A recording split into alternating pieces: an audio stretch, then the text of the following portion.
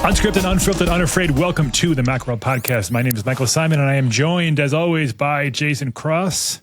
Good morning.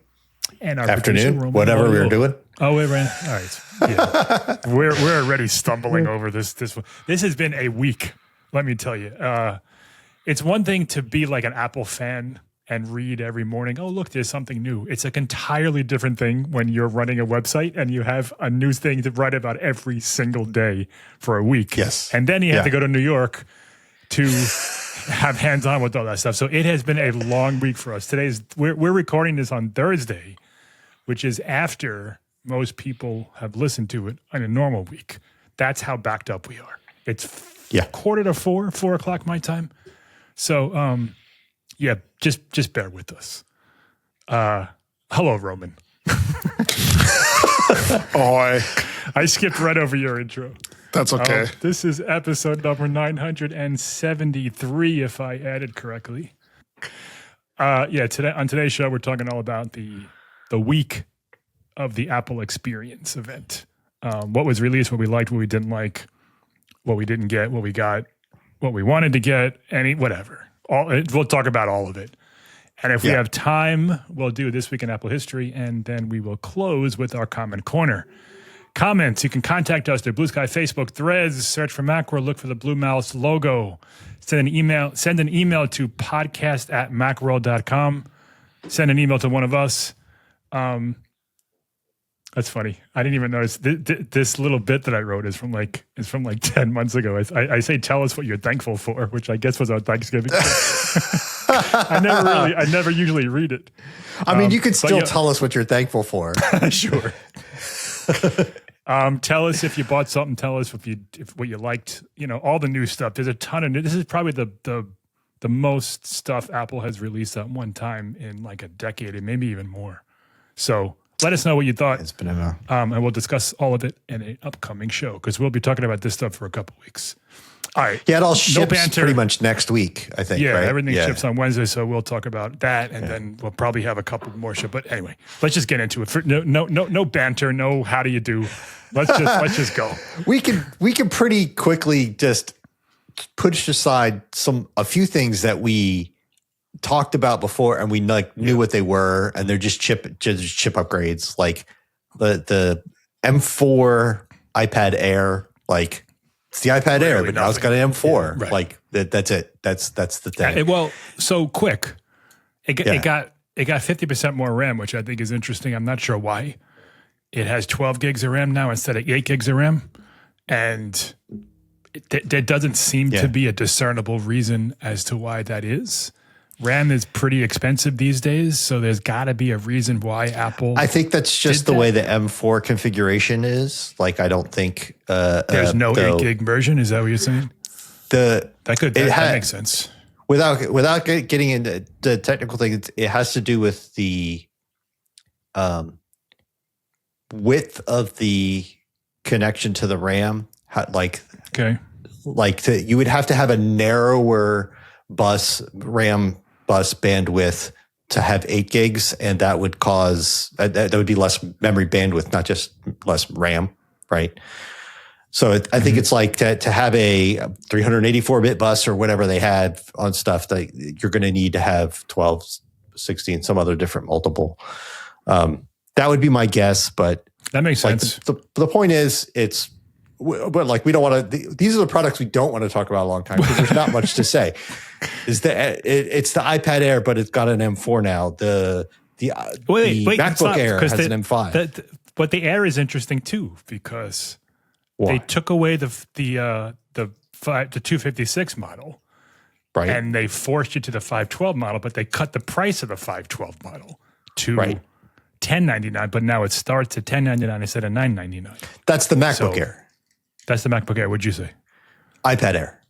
Oh. I thought you had switched to the M4 iPad Air. The wait, is it M4 iPad Air? Am I confused about what part of this is supposed to be quick?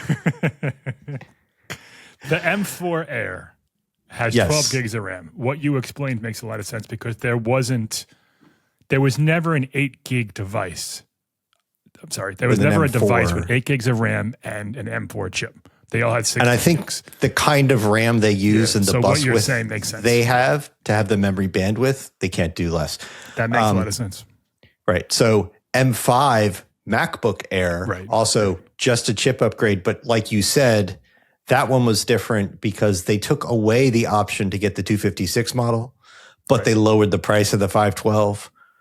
Or you could think of it the other way around. You could go, they raised the price $100, but you get 512 to start, whatever it is. It's Right. Is the glass $10.99, half not empty or half $9.99. full? Yeah, right. Yeah.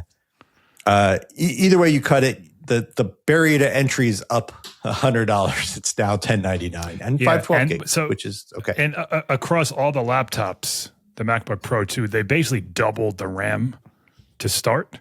So the Pros now go from 1 terabyte to 2 terabytes, 512 to 1 terabyte. Just what'd I say? Yeah, RAM. Oh, storage. I meant to say storage. Yeah. I'm sorry. It's late. It's been a long week. my mind is mush.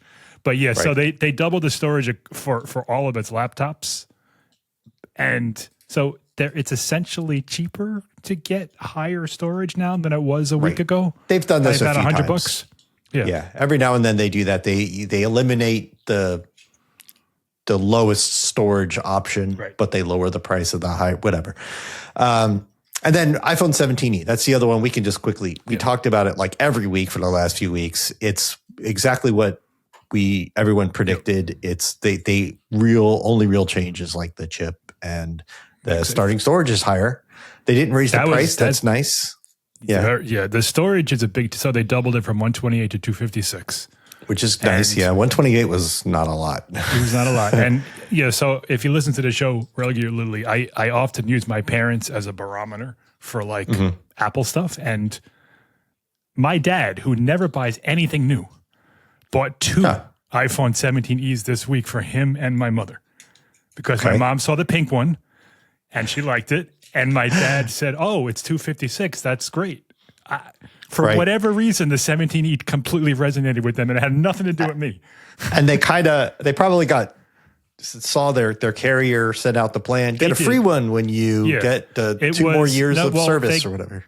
They got it through Apple, but my dad's a veteran, so he had a discount. Plus, he had an old one to trade in, so he got it. It came to like $400 or something. But the point is, they noticed it and bought it. Yeah. So for whatever reason, the 17E resonated.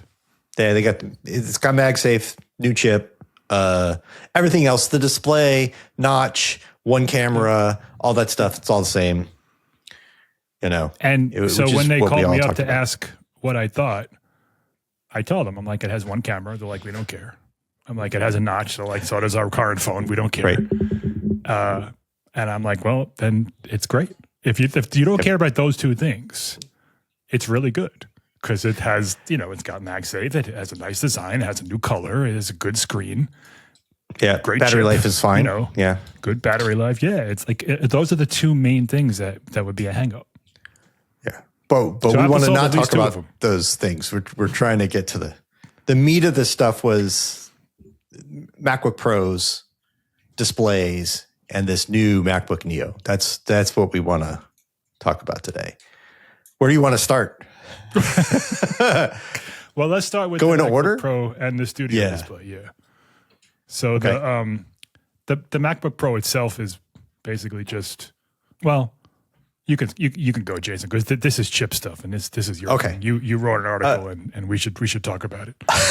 All the MacBook, all the stuff other than the processor about the MacBook Pro is exactly the same as before. Like the display, the design, the battery size, the battery life, all that other kind of stuff is the same. Like you said, storage went up. Doubled. Yeah. Doubled. Yep. Starting at 1 terabyte. Price went up quite a bit. Was it 200 more for the M5 Pro and like 400 more for the M5 Max or something like that? It's like the Max version went up. No, 100. It's 100 and 200. It's 100 and 200? The starting prices. So the 16-inch MacBook Pro starts at $27.99 or $26.99. It was $24.99. So, but you get that's 2 terabytes. 2 more. They're doubling. They're doubling all. So they doubled all the storage, but they're charging you for it. Right. Yeah, essentially. But the chip is weird because the M4 Pro and Max have the same CPU complex where they used to be different amounts of CPU cores. Now it's the same options, right? And it's a weird layout. It's a weird... talking about like the architecture of the chip layout. The numbers of cores and stuff. It's not just what the M5 was like doubled up. Let me grab the comparison real quick. All right. Well, I'll go through the pricing while you're doing that. So the M5 MacBook Pro that last week was $1,599 with 512 gigabytes of storage is now $1,699 with a terabyte of storage. So you're saving $100 essentially on that storage thing, but you can't get the $1,599. That's kind of what the Air did. The 14-inch M5 Pro MacBook Pro now starts at $2,199, which was $1,999. However, it comes with 1 terabyte of storage instead of 512. But that they're charging you the full $200 that it was before, which is interesting. But and all the other prices are all comparatively adjusted. So you're paying more, but you're getting more. And I guess they figure that if you're going to pay $2,000 for a laptop, you'll pay $2,200 for a laptop and get a little more storage. I don't know. Right. The M4 Pro used to be a 14-core CPU, and there was a cut-down version you could get. And the Max was a 16-core, right? Yep. Now, both the Pro and the Max have up to an 18-core CPU, right? And it used to be total cores you're talking about. Total cores, right? Yeah. CPU cores, right? Total cores. And it used to be for the Pro, 10 performance cores and 4 efficiency cores, and for the Max, 12 performance cores and 4 efficiency cores, just like an extra couple of performance cores. Now they've kind of inverted that. They have, so it was like a bunch of big cores and on 4 little cores. Now it's 6 big cores and 12 little cores, and they're all 18, whether it's the Pro or the Max. Mm-hmm. You can, and there's a cut down version you can get, but like it's the same CPU complex. And they've changed to calling the big cores super cores, and it's just a rebranding of the performance cores. All the M5 products, including the regular M5 and the Vision Pro and all that stuff, they're all calling the big cores now super cores. It's just marketing. They just changed it. And now they're calling the little cores performance cores, but they're not the same as the old efficiency cores. They're new cores. The performance cores are efficiency cores, but they're not the old efficiency cores. They were just so proud of how fast their efficiency cores were, they just started calling them performance cores. And there's 12 of them instead of, there was always 4. Except the efficiency cores on the M5 are still efficiency cores, the base M5. Yeah, that's the old design. Yeah. The Pro and the Max have a new design for those cores. Right. Like there's new efficiency cores that are even better, and we call them performance cores. And then we called the performance cores super cores. And get ready for the iPhones to have super cores. This is all going to happen. I can't believe they're doing this. It's so dumb. But it's a weird switch. Just real quick. A lot of big cores and a small number of small cores to a small number of big cores and a large number of small cores that are kind of big cores. I don't know. It's weird. So I have a question about that, but I just want to clarify, or maybe not really clarify, but point out. So on the tech spec page, on this tech spec page for the MacBook Pro, the M5 chip, the standard M5 chip, now lists super cores and performance cores. Before Tuesday, it doesn't. It does. On the regular M5? Yeah, that lists super cores and efficiency cores. Oh, right. That's what I meant to say. Right. So the performance cores have become super cores. Yes. However, on the iPad Pro and the Vision Pro, it still says performance and efficiency. I don't think they've changed the pages yet. I actually checked today. Their press release just looked as you were talking. Yeah. So the press release literally about the M5 Pro and Max says, Vision Pro and all those things, they're all super cores. Everything's just haven't changed it. They didn't change the website yet. But get ready for that. To be fair, they had a lot to change this week. That's true. And so the other thing, so if the CPUs are the same, options are the same between the Pro and the Max, what scales? And what scales is the GPU. The GPU goes up to 20 cores on the Pro and 40 on the Max, and which is just what they did with the M4s. And they're the same M5 GPU cores that they had from the regular M5 chip. They're improved. There's better ray tracing and stuff like that, but these are not custom anything. There's more memory bandwidth, more RAM, all that stuff. But the CPU is the weird part. Instead of the CPU scaling between Pro and Max, they're the same between Pro and Max. And now, there's this whole super core thing.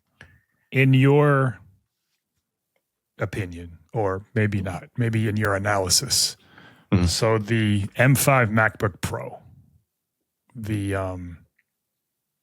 standard MacBook Pro, has how many cores? How many super cores, rather? 4. Has 10 cores total, 4 super cores, and 6 efficiency cores. And the M4 was the same, right? The standard M4. So, yes. Although they didn't call them. Right. They called them performance and efficiency. Performance and efficiency. Do you have any opinion or knowledge as to why there would be so fewer super cores on the higher end chips than there were before? I think what they did is they looked at the workloads people do, and they said when they, like the big cores, what they call now super cores, what they always used to call performance cores, they have very high single thread performance, and that's great when you do single threaded stuff. But when you're doing things that are heavily multi-threaded, you're better off having more cores to split the load to. You get better performance. If something can use 18 threads, then having more cores is better. So I think they looked at that balance and they said 6 is plenty for all of those apps that you use that are kind of limited by their single thread performance. We'd rather use some of that die space to have a greater number of the small cores. And that way, when you have something that's heavily multi-threaded, you're going to get even better performance.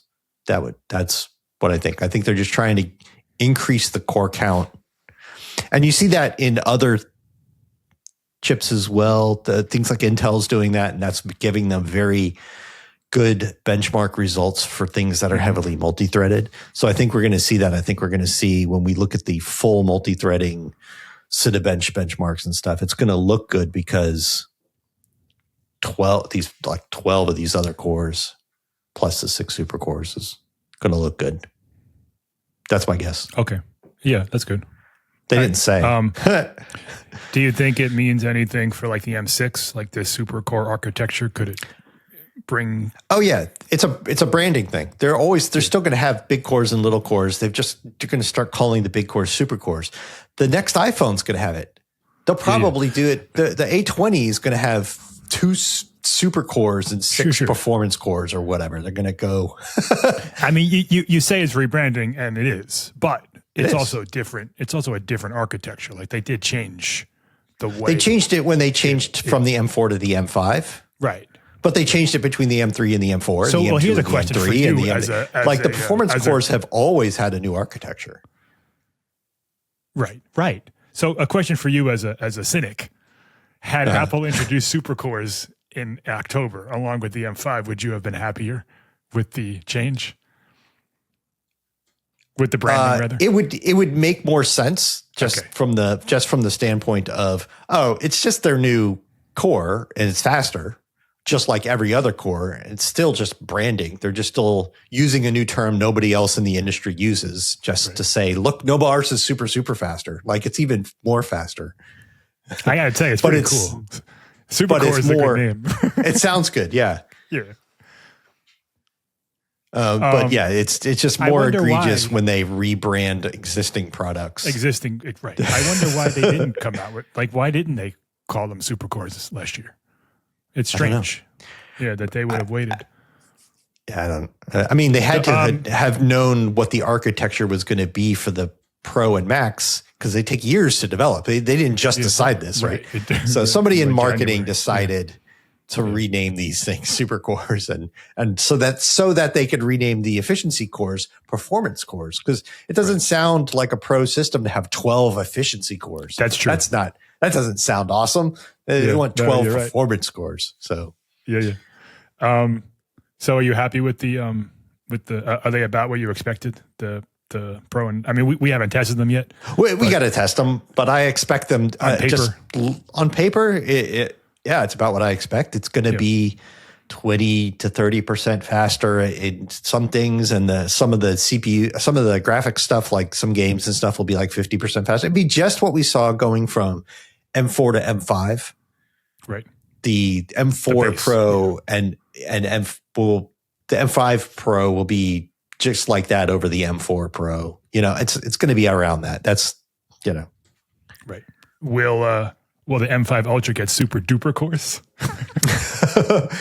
No, I don't know. I wonder what they'll do. Will there be an M5 Ultra, and will it be two M5 Max chips stitched together like the other Ultras were? Yeah. If that's the case, that'll be a fast chip. It'll be real expensive. That's a mega chip. Yeah, I mean, this is for another show, but if they don't come out with an M5 Ultra, they have to kill the Mac Pro because there's just no place for it. I think they're going to kill the Mac Pro anyway. Yeah, I think they are too. But I think the Ultra, they need the Ultra for the Studio. Studio, yeah. For the Mac Studio, which is the new thing. Yep. I mean, that would be a chip with 1.2 terabytes a second of memory bandwidth. That's awesome. Yeah. That's so great. That would be so great.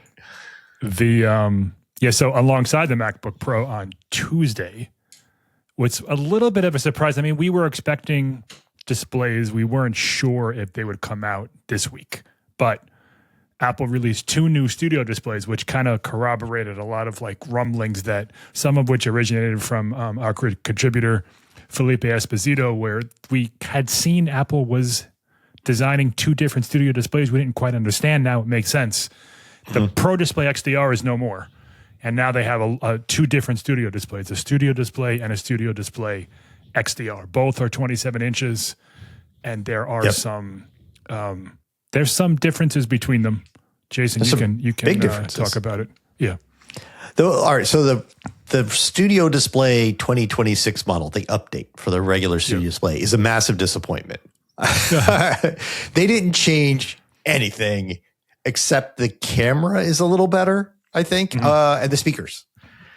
But it's the new 12 megapixel center stage desk view camera with desk view, and the speakers, as the 6 speaker setup, is a little better sounding.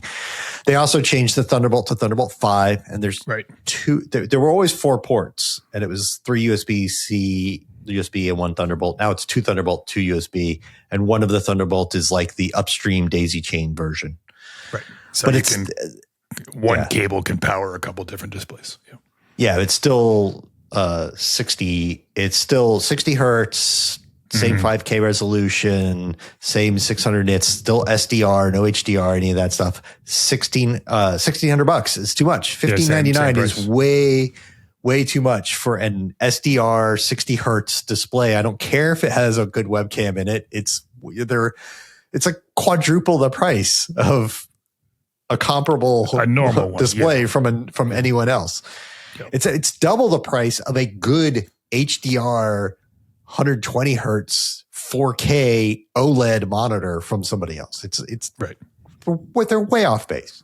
It's a lot. Yeah. But they're nice looking. They're nice. I saw them and they still only come nice. with the tilt stand. You got to pay extra for the height. Like $400 more for the one that goes up and down. Yeah. And I bring that up because the Studio Display XDR does come with the goes up and down stand. So that's a $400 value. It's the same size and same resolution, but it is mini LED backlit. So that's got good HDR up to, it's 1,000 nits full screen and 2,000 nits peak. It does 120 hertz adaptive refresh rate. It's interesting they don't call it ProMotion. They just call it adaptive refresh rate, which I don't know, same thing. Maybe because it doesn't go down below 60 hertz or something. Yeah, I don't know why they guess is there's some technical reason why it's not ProMotion. Yeah. Yep. And the same other upgrades, the same webcam, better speakers, stuff like that. Same Thunderbolt 5 connection. Same size. It's 27 inches. The Pro display size. was 32 last. It was 32 and it was 6K, and this is 5K and 27. So that's a downgrade. And I don't know if it has the same sort of cooling that lets it sort of keep, like one of the things about Pro Display XDR is it could maintain full screen, 1000 nit brightness, HDR for hours and hours and hours on it while you're working in your studio. And I don't know if this one will. Well, it doesn't have all those cool little holes on the back. I texted Roman that was one of the nicest features of the Pro Display XDR. Like it looked like the Mac Pro, one of those Mac Pros. And the back that nobody will ever see looked really awesome. And you thought, cool. For $6,000, that looks, I want it to look cool. So the price is still insane. It's $32.99, which is less insane. Before it was $499. It's less insane than the Pro Display. $49.99. But it's less insane than the Pro Display, but it's smaller and lower resolution. But it has all the things the Pro Display didn't, like webcam and speakers. Right. Like that was just a display. This also has the Pro Display XDR has a calibrated Adobe RGB mode. In fact, it's not a mode. It does P3 and Adobe RGB simultaneously. So just your app can be just calibrated to Adobe RGB color space. Yep. A lot of designers want that. It's pretty cool. They had this cool thing where there's a specific calibration sort of standard for medical imaging. Yeah. And it supports that. Yeah. It's for like looking at CRT scan data and stuff. Yeah. And it requires really good precision in gray levels and all that. And it has like a mode you can set it to do that. That's cool for that industry. That's neat. Yeah. I've saw online people saying like for that industry, these are a steal. Those monitors that are certified for that are like $10,000 and up. See, like that's the thing that gets lost in the whole discussion of Apple's insane. So I use a Samsung. Yeah, the 1,000 of those out there are going to save so much money. Well, no. But the larger point is, so I have a Samsung something monitor, right? And it's on this side of my display. I have an old Thunderbolt display that my brother was getting rid of, and I took it. It's like 15 years old. And the picture over here is light years better than the picture over here, the Samsung that I got about 2 years ago. Now, the Samsung was $300, and this thing was $3,000. And so people complain about Apple's prices for displays. They've always been out of whack. But the picture that you get, the product that you get is so much better than a comparable, not by price, but by size and spec display from Dell or Alienware or whatever you're going to buy. Yeah. Now you can have to see because it's not that, like you just compared ones that aren't comparable, like even by spec. What I'm saying is that people say, well, you can buy it because they're similarly sized. Like you said it yourself, you can get a 27-inch display, a 5K 27-inch display for half the price. Sure. It's just not going to be. I'm not advocating for spending $1,600 on a display. What I'm saying is that Apple, for whatever reason, for its entire lifetime of making displays, I remember that really cool CRT display with the transparent back. That one was outrageously priced. Yeah. They put a lot of energy and effort into making sure its displays are as good as they possibly can. I saw them yesterday at the New York thing, and I even said to the Apple person, I'm like, I wish because they had three XDRs together daisy chained to a MacBook Pro. I'm like, that's the nicest, that's the most beautiful thing I've ever seen. I'm like, I wish I had $10,000 to drop on 3 displays. That's amazing. I know, right? Like they're incredible to look at. Now they are. People listening to this podcast probably wouldn't buy one, and rightfully so. Yeah. But if you can afford it and you don't mind overpaying in the sense that you can get something cheaper, they're absolutely worth it. Yeah, I'm curious. I have a relatively recent 32-inch OLED 240 hertz Okay. HDR display, for my PC that I spent almost $1,000 on when it was new, but it's probably more like an $800 thing now. Mm-hmm. And still half the price of a studio display. Oh, it's half the price of a regular studio display. Right. And this is a high refresh rate, adaptive refresh rate HDR OLED. So this is more comparable to the XDR. I'm curious how the XDR is going to stack up to it. Right. Like I've got both, so I'm going to check them both out. I'm going to see what the clarity and everything looks like. The place I'm worried about that Apple may not do really great is in motion clarity, like how when things move on the screen, do they get blurry until they stop moving? Right. Like that's an area that LCDs have never done. Is that what like FreeSync and stuff? Is that what that is? No, FreeSync and all that is their version of ProMotion. That's just that's their adaptive refresh rate stuff. Okay. But yeah, so that's all that motion stuff is gaming, which most of the people buying a monitor of what you're talking about, that's what they want it for. So yeah, it's gaming is it's a critical thing, but just anytime you're moving a window with text on the screen, like it's not clear until it stops moving, or when you're doing video work and stuff like that. So I'm curious because Apple's not doing OLED. OLED has very fast sort of response times, how fast the pixel can change color. LEDs tend to not be as fast. So I'm curious to see how they stack up with that. I'm going to go to like Blurbusters or something like that. Have you been to that site? That site's great. I don't really care much about Blur. You should visit Blurbusters, blurbusters.com. They have a bunch of cute little monitor test things where it just like moves like a little UFO across your screen, like at different rates. And you can see like, at what point does this stop being clear and start being a blurry mess? It's pretty enlightening, actually. Yeah. All right. Blurbusters. Roman, put that in the link. The show notes. Show notes below it, because that's it. So yeah, 2 displays. If you buy them both, it'll cost you $5,000. Yeah, 5 or 4,800. And MacBook Pros. But so that was Tuesday.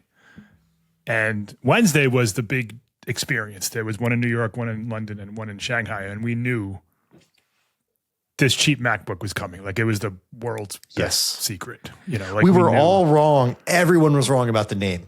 We asked everyone what are they going to call it, and we guessed, and everyone guessed, and everyone was wrong. Well, nobody knew. To be right, you would have had to have some inside information. Unless you were a really good guesser. Neo was in there as some sort of code name, and everyone's like, but that's just the code name. And then it came out, it's MacBook Neo. So yeah, the day before Mac Rumors, Apple accidentally published on one of its support pages or regulatory pages, this 2026 MacBook Neo. And so the name did get out there a little bit early, but it was a completely different name than we had thought. Obviously MacBook was the going guess because Apple has already had a Mac. Sure. Took a couple of them. Yeah. But so it is the MacBook Neo. Interestingly, Apple referred to it a lot yesterday as just Neo. Like Apple's very big on their like proper names, and they'll MacBook Air, like they'll spell out everything, but everybody was using the colloquial Neo, and so it seemed as though Apple had gotten the word out to its people, like, hey, we want this to be like a name of its own. Yeah. So I think that we're going to see in marketing stuff and everything, like it's just Neo, which is it's a fine name. It sounded weird at first, now it's fine. Just like all Apple things. It instantly is like, well, that's a dumb name. And then like 6 hours later, it's like, well, that's fine. And then in 2 years, it'll be iconic. That's just how they work. But the machine itself, and shout out to our contributor, Mahmoud Itani, who wrote an article the day before and nailed it 100%. 256 gigabytes of storage, 8 gigs of RAM, $599 starting price. So I went to the New York thing, and John Turnus was there for like 12 seconds. Yeah. We were a little shocked about the price, I gotta say. Yeah. So we were all guessing we'd like $599, but it's going to be $699, right? So he comes out in front of a big screen, talks for a couple seconds about how great the Mac is, and then they show this video, the same video that you all saw online, the Neo introduction video, and it goes through all the little things. It's a cool video. It shows the colors and everything. And when that price popped up on the screen, there was like audible gasps in the room. Like everybody thought $699, maybe $799 even after they raised the price of the Air. We were thinking, well, maybe that creates a little bit of a cushion. I know. $599 is a monster price. That is for what you're getting. I mean, and with educational discounts, $499, which means crazy. Everyone with the EDU email address, which do you get those in high school now? Because high school students are going to snap these up. My son's in middle school. He has one. Yeah. Right. So you're going to high school students, $500. Like, although honestly, get the upgrade version. There's only 2 models. Yeah. Well, let's stick with the $599 one to start. Okay. So like you're getting 256 gigabytes of storage, 8 gigs of RAM, which is what you got about a year and a half ago in the $1,000 MacBook Air. So like those specs aren't outrageous. That went all the way up to in the middle of the M3. They updated them all to 16. Right. So they were M2s, M3s, M1s. All those had 8 gigs. You're right back there again. Yeah. Right. Which is the way Apple optimizes its RAM, Mac OS. There's not a ton of bloat. It's going to be enough, particularly for schoolwork, email, browsing, Netflix, things like that. It's perfect. We at Macworld were really harping on Apple about how 8 gigs isn't enough. And it wasn't that 8 gigs is a bad computer for them. It's that what they charge for the cheapest Mac should definitely be 16 gigs, right? Like how can you charge $1,100 to give us 8 gigs of RAM? And what we were really complaining about was the MacBook Pro. Right. Originally had 8 gigs and they were charging $1,500. Yes. Still giving you 8. So we were saying like for the lowest end, the Pro models need 16. Yeah. Yes, but even all the Airs and stuff, like come on.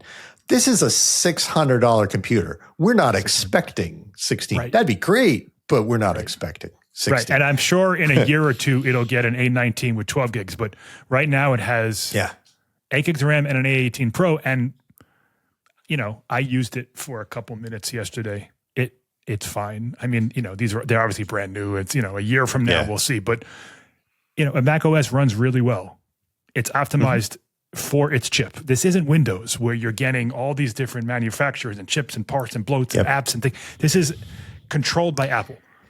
The entire stack is controlled by them. And it's remarkable how good this thing looks, feels, and runs for $599. I said it. I did a little video like when I went my first time touching the thing. And if someone said, "Here, this is Apple's new computer. How much do you think it costs?"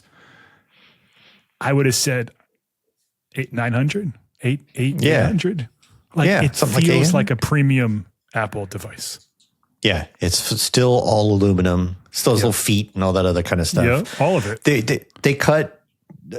There's some corners you'll notice they cut. Like there's no backlit keyboard. Although the keyboards are interesting. People are saying they're white. They're not quite white. They're white, but like they're tinted to match the body. Yeah. The silver one white is white. Yeah. Because it's silver. The pink one has a pink tinge. The citrus one has a yellow tinge, and the blue one has it's almost like a gray, like a smoky, like gray. A purple gray, dark. Yeah. They're very nice. I'm worried about like how dirty they're going to get because they're whitish or light, but they look real nice out of the box. It's gorgeous. Yep. 500 nits brightness, sRGB color instead of P3 wide color. Which is battery life's a little worse than an Air, but slightly, but still good. 20 watt power adapter, no fast charging. Yeah. So that's Yeah, so no fast charging, but the fact that this thing can charge with a 20-watt power adapter is crazy. I mean, this is a laptop that you just plug into to an iPhone charger, and it charges normally. It's not going to get like that little trickle charge. It'll charge in an hour and a half. Yeah. The USB, there's two USB-C ports, but one is only USB 3 with DisplayPort, Right. like not even like 3.1 fast or anything. It's like the 10 gigabit per second USB 3. The other is only a USB 2. Right. That's like your dedicated charging port. Use that one to charge. You could. They both will charge. Yeah. They both will charge, and just make sure try and plug it into the slow one, because USB 2 is slow. It's slow, you guys. Yeah. I mean, I'm going to assume that most people aren't going to really care about peripheral devices for a machine like this. Maybe an external hard drive if you start running out of space, maybe. Yeah, USB 2 is going to be absolutely fine for like a mouse or anything, and for charging anything like that. But once even today's webcams want at least USB 3, like they want that's kind of slow. And any external hard drive or anything, it's even USB 3 is going to be kind of slow. So no Thunderbolt, one display at up to 4K 60. That's all you get. Like, so there are some compromises, fewer speakers and mics than a MacBook Air. But overall, I mean, it's also just over half the price of a MacBook Air. Like you can get two of these for what you get a MacBook Air for. Right. Screen is similar. MacBook Air is 13.3 and P3. This is 13 and RGB, but RGB3, whatever it is. But they had them. So Apple, of course, has the brightness cranked up at the event, and I mean, they look really nice up close and from a distance. Like they're good displays. The difference in the more expensive model is double the storage, 512, and you need to get that one to get Touch ID. Yeah, that's the only. I think it's totally worth it. Yeah, that's the only like knock I would put on the Neo, mainly because. For one, Touch ID has been a thing since the iPhone, 5S? That's one. Right. And two, Apple has harped on privacy, particularly biometric privacy behind Face ID, behind Touch ID, and the importance of it. Yeah. And to sell a computer that doesn't have it. Where I'm back to people are going to put Post-it notes on their screen with the passwords and stuff. Like, no. Touch ID, you're going to use it so many times to enter passwords, pass keys, all that other stuff. Like, yes, you want Touch ID. You're going to be glad you got 512 gigs of storage. Yeah, but I think it's a perfectly fine reason to upgrade. I just wish that wasn't the reason Apple was making you. Agreed. Yeah. Maybe next year's model they'll all have Touch ID. We'll see. Yeah. That was the other thing that excited me about this. This whole thing, it's MacBook Neo. We don't know what the upgrade cycle is going to be. This is a whole new thing. Right. They designed a whole new body and a whole new manufacturing process and everything to make this thing. But if they update this every year and it gets an A19 Pro next year, that's just the next year's chip, then that's going to be 12 gigs and a decent speed bump. Like all of a sudden you're basically getting an M3 iPad Air, a MacBook Air for $599, and so it can be really good. I agree. I assume it'll be on an annual cadence like everything else, but we don't know. So we don't know. This is we're in March. 17E is so the iPhone 17 is supposed to skip this generation in September. Or rather, the iPhone 18. The upgrade to the 17. So they're supposed to push the iPhone 18 to the spring, alongside the 18E, and this Neo is perfect to go with that like group of things that are going to update every spring. So iPhone 18E, iPhone 18 Neo 2. Well, they wouldn't call it that; they just call it the Neo because they don't put numbers in Macs. But I assume it's going to get the same update every year. Like why not? I think it's going to be a chip and ship update. It's just going to be here. And then eventually, maybe not next year, maybe the year after that, we'll get something little like Well, now it's got Thunderbolt 3 or something. Right. It'll be like old Thunderbolt, but the Thunderbolt. And or it's pretty amazing. They all have Touch ID. So, well, two things. One, the latest iPhone chip doesn't really matter to iPhones, but it will matter to this.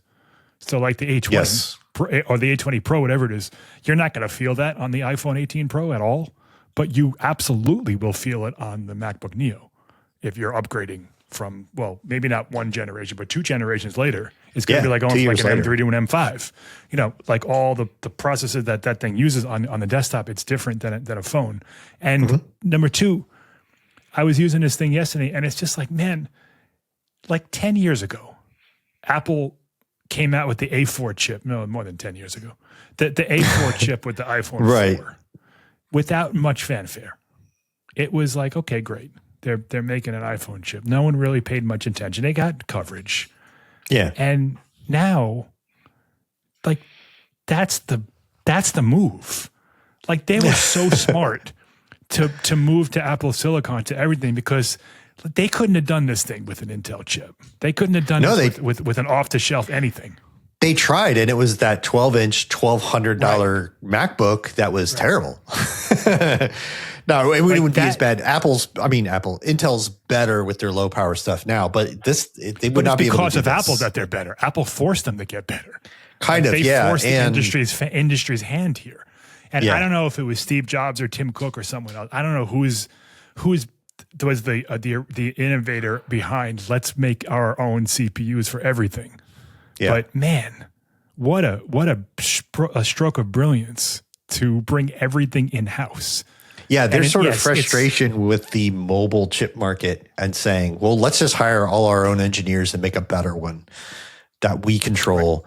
Has worked out really well. I'm really interested to see if this is what ends up happening with wireless. Like they got the N1, they got the C1. They're just getting started making all their own wireless chips. Right. So that's an interesting thing with the MacBook Neo. It has Wi-Fi 6E, but Bluetooth 6. 5? Yeah. 6. So it's not the N1 chip, correct, which is Wi-Fi 7 and Bluetooth 6. It's also not whatever chip is in the M5, because that's Wi-Fi 6E and Bluetooth 5.3. So it's some other chip. There's usually different chips. Like there would be a different Wi-Fi and Bluetooth chip. So that's what it is. It's they're not always combined. Oh. It's not always combined. They are in the N1, and there are chips that combine them, but Apple sometimes does source separate Wi-Fi and Bluetooth chips. And so, this is just whatever. Do you have any guesses as to why they put Bluetooth 6 and not 5.3 in this thing? I've got to imagine 6 is a few cents more per thing. And why would they do that? So right now, there's no practical benefit to Bluetooth 6 for people, but it does have some stuff that with software updates, maybe it will. Like there's a sounding spec that makes Bluetooth work. Bluetooth already can kind of like know when you're close by to open a lock or something like that, but it's not really good like the precision finding is in like the ultra wideband chips in your iPhone. It makes it work more like the ultra wideband chips. You get like down to the inch location tracking. Like that's a Bluetooth 6 thing. It's not really in any product. I don't know if that could be updated, if the software could be updated in all these Bluetooth 6 products that Apple has to support that. But maybe it's got something to do with that. Maybe they got plans for Bluetooth 6. Yeah, maybe. I don't know why they would include it. The M5, the base entry-level M5 MacBook Pro is the only laptop that doesn't have Bluetooth 6. For some reason, it has 5.3. Yeah, everything else does. The N1 wasn't ready yet. They actually put the N1 in the other. But the Neo doesn't have the N1. So but it does have Bluetooth 6. So what do they do? Yeah, what's Apple doing with Bluetooth 6? Yeah, it's a curious thing. Just a weird quirk. But that reminds me of another area that Neo is slightly worse than the other. The webcam is a little worse. Like they all shoot 1080p. It's still good though. It's still it's still 1080p. They all shoot 1080p, but every other Apple laptop has a 12 megapixel sensor with center stage. Like, so it follows you around, and this one doesn't. It's just straight 1080p camera. Which is not the end of the world, but yeah. It's not the end of the world. Honestly, I think they need to have better cameras in all these things. Like when you use your iPhone as a webcam, it's dramatic how much better it is than any Mac built-in webcam. It's like, this is what it could be, you guys. So, Right. Which you can still do. You can continuity camera, like, absolutely works with the Neo as well. Just quick, you talked about audio. So this thing has, they call them side firing speakers. So there's little like slits on the right and left side of the keyboard, the near the front, and the sound shoots out the sides, and it seems suboptimal, but it sounded pretty good. And I was in a big giant room with vaulted ceilings and no acoustics whatsoever, and like, it's not MacBook Pro sound, but it sounded good. Like, it was stereo and it sounded better than my iPhone Air, that's for sure. I mean, other MacBooks like Airs and stuff like that, they've got speakers firing out the hinge and under the keyboard and all that stuff. Like, it's not like they have good speakers like on the display pointing at you or anything like that. Right. So, it's fewer speakers than a MacBook Air, but honestly, like from what you said, it's like, you're not going to, for half the price, you're not going to go, oh, this thing sounds terrible. You're going to say, hey, this sounds pretty good. It's good enough for when I don't want to use headphones. Yeah. When I did my I think they're going to yesterday, sell so many of these things. They're going to sell a million of them. At the briefing, they had like a little, not like a bake off, but a comparison with, it was an HP, it was a 15-inch HP laptop that they said was like the best selling laptop at that price range. In that price, So they showed a bunch of photos and they played some like trailers, and predictably the Neo beat its socks off, but like it for one, it was a real world demo, so it obviously wasn't staged, but it also, like, there's a lot of crap out there in this price range, a lot. So to say that this is $500 and $600, $500 for education, and by Black Friday, you could be seeing it for $450 on Amazon or $499 on Amazon. Yeah, $499, I would think. Yeah. It's remarkable that Apple in this day and age was able to do this. RAM prices are through the roof. It defies logic that they were able to build a machine this good for that price. And to me, it's the part of the reason they're going to sell so many, not just because it seems to be a pretty decent laptop for its price, and especially for people who want to run macOS. But people are just so price sensitive now. Like, everything's expensive. It rents through the roof. So it's never been a better time to do this. Yeah. It's going to be huge. To wait 50 years to make this thing and still nail the timing of it is pretty damn impressive. Yeah. All right, Roman's yelling at me because we've been talking. We're over time. We're almost an hour. We're gonna have several more shows about these products. We'll test them. We'll talk about them. We'll discover stuff. So, like, this is going to be like all of March. So if you have more things to ask about, let us know. Ask us anything you want, and we will talk about it in a future episode. All right, Roman, we're going to let's skip Apple history. It was the original studio display, like original as in like 1998 studio display that came out. Right. Was it called studio display? If I start talking about it, I won't talk about it. Yeah. If I start talking, I won't stop. But I had one and liked it. I'll end it there. It was a great looking display. Roman, I'm sure you had one as well. I did not have one, actually. Oh, you didn't have one? No. So I did not have one. So, because it was like $3,000 or something, wasn't it? It was a lot. I got it. It was like eight or 900 or something for it. Was like 20. I had the 20-inch one. Okay. And I think I got it. So when it came out, I wasn't buying computer stuff. So I think I bought it at the tail end and it was discounted or something like that. Yeah. But I did have one. See, we ended up talking about it anyways. So. Yeah.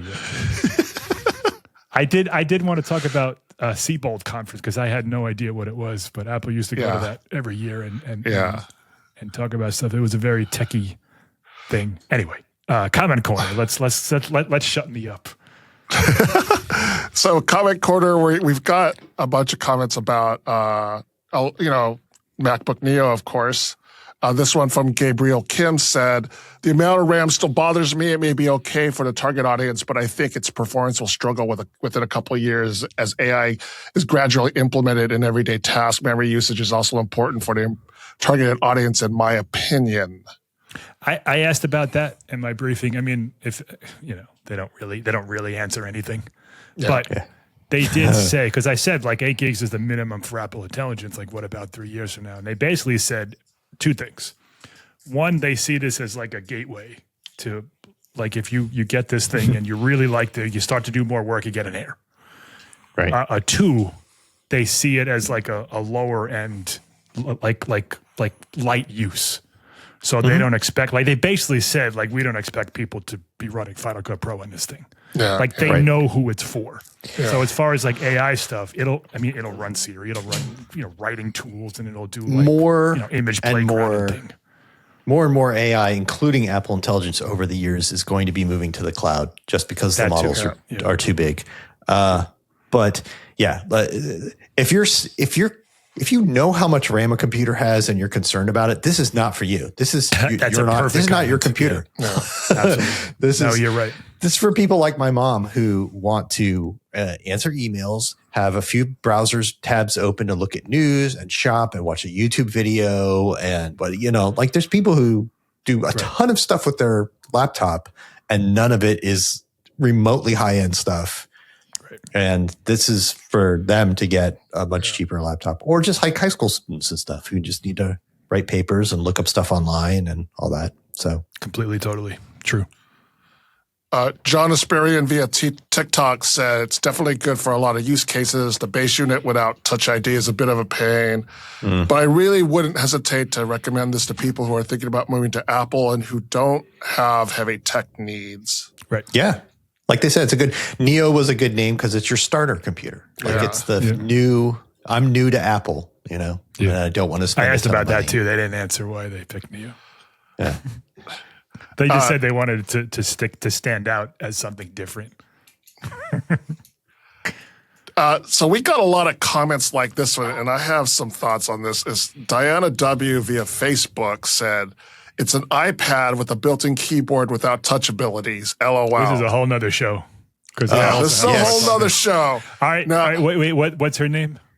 Diana W. And we got a lot of comments like this. Yep. Okay. Diana W., if you're listening to this, we will talk about this. We'll start the next show with this topic. Roman, write that down somewhere. Okay.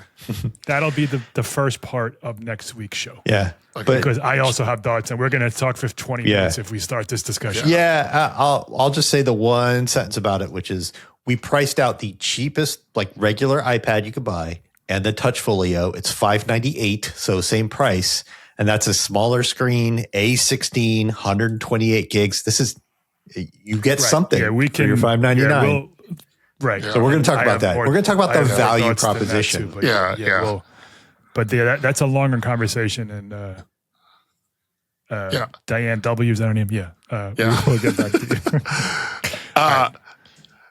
Alquati9 on TikTok said you're better off buying the M2 for $599.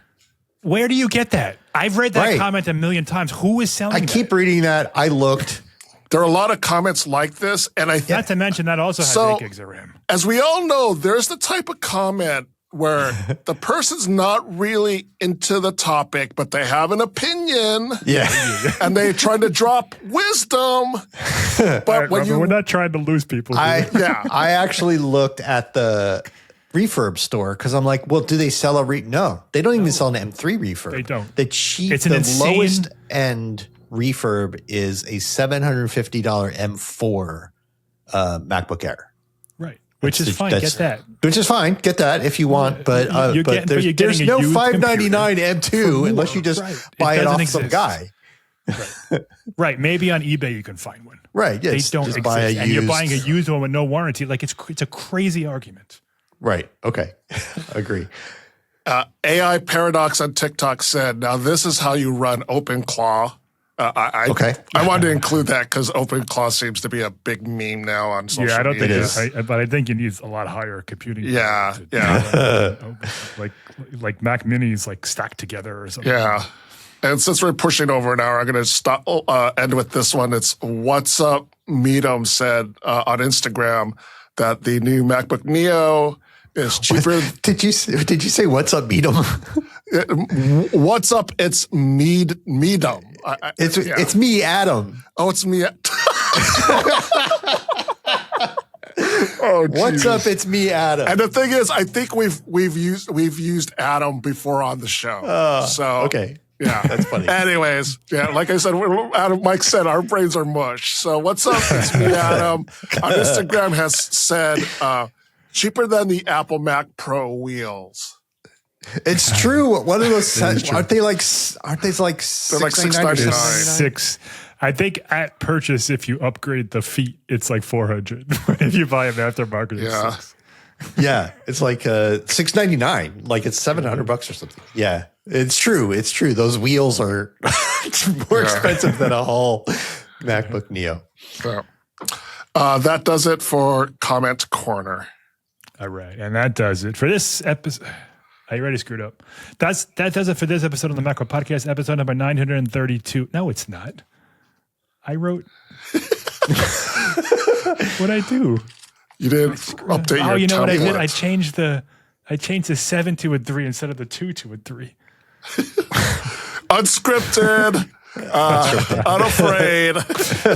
I'm going to change it to partially scripted. That does it for this episode of the Macworld Podcast, episode number 973. Thanks to Jason. Thank you. Thank you, Roman. Thank you, sir. And thank you for tuning in. You can subscribe to the Macworld Podcast in the podcast app, on Spotify, at the Macworld Podcast channel, on YouTube, or through any other podcast app. If you have any comments or questions, search for us through Blue Sky, Facebook, or Threads. Look for the search for Macworld. Look for the Blue Mouse logo. Email us at podcast@macworld.com. Email one of us. Contact us. Comment under a video or a post or whatever you want. Just somehow get in touch and we'll get back to you. Or we will collect them and read them.